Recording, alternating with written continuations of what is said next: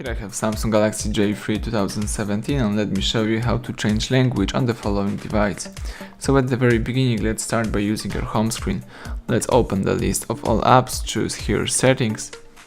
From the list of settings, let's scroll down and select the general management. Choose here language and input. From the following options, let's choose language, and as you can see, right now I'm using English from United Kingdom, but I can add a new language by tapping add language, and here you've got the list of all languages that you can use on this device. In my case, let me switch from English to Spanish, so let's tap on Español from España. Let me tap set as default. As you can see right now, the whole list of settings and also apps are in Spanish, so right now you can use the Spanish version of your device.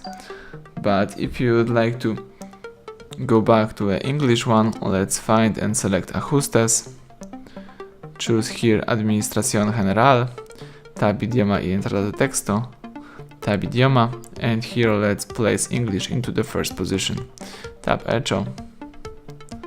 And that's it, right now you are using the English.